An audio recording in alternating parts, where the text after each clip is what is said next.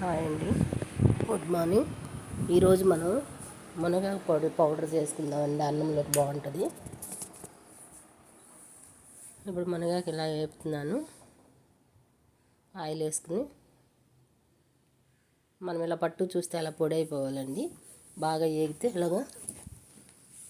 నేను ఒకరోజు కోసి కడిగి నీళ్ళలో ఆరబెట్టానండి మునగాకు.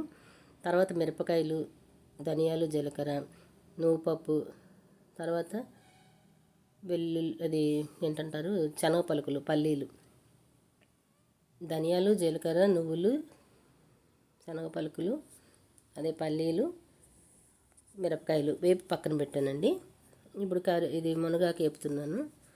మునగాకు బాగా వేగాలి. మనం పట్టుకు చూస్తే ఇంకా ఇలా నలిగిపోవాలన్నమాట, మెత్తగా పొడి అయిపోయినట్టు. అప్పుడే మనకి పొడి బాగుంటుంది. కొంతమంది శనగపప్పు, తర్వాత మినపప్పు అవన్నీ వేస్తారండి. నేనైతే అవి ఏవి వేయను.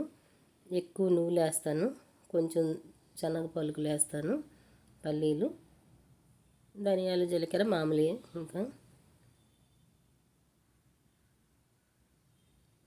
నలిగిపోతుంది కదా, అలా కొంచెం కొంచెం నలగాలి.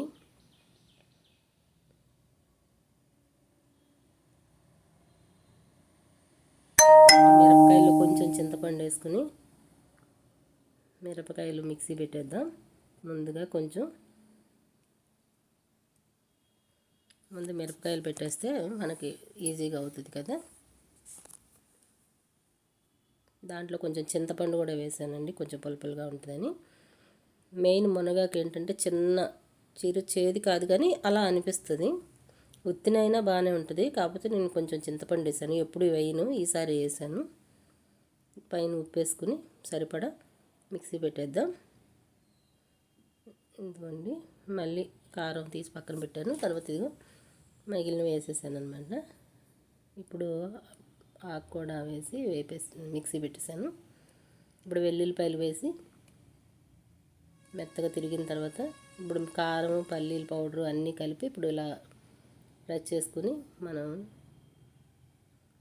అంతా కలిసేలా కలుపుకుందాం. ఈ కారం అండి చక్కగా చేసి ఉంచుకుంటే బయట ఉన్నా సరే నిల్వ ఉంటుందండి, పాడైపోదు. ఎందుకంటే మనం మొత్తం వేపేసాము, దాంట్లో తడి ఏమి ఉండదు. అది మనకి ఆ ఆయిల్ కనిపిస్తుంది కదా, అది తడి కాదండి, పల్లీలలో, నువ్వుల్లో ఉండే ఆయిల్ అనమాట. అది అలా ముద్దలా కనిపిస్తుంది. అదే మనం శనగపప్పు, మినపప్పు లాంటివి వేసామంటే పొడి పొడిగా వస్తుంది అనమాట అండి. ఇందులో ఆయిల్ అవి ఉంటాయి కాబట్టి కొంచెం మనకి ఇలా ఉంటుంది. నేను ఎప్పుడు శనగపప్పు అవి వేయనండి, ఎప్పుడు మినపప్పు అలాంటివి వేయను. పల్లీలు, నువ్వుపప్పు ఇవే వేసుకొని చేసుకుంటాను. బాగుంటుంది కదా.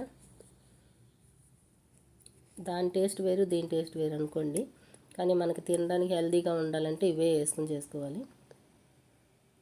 ఇలా ఉండలు లేకుండా శుభ్రం కలిపేసి ఒక సీసాలో నిలవ పెట్టుకుంటే చక్కగా ఉదయాన్నే ఒక ముద్దలో తిన్నాం అనుకోండి, మన హెల్త్కి మంచిది.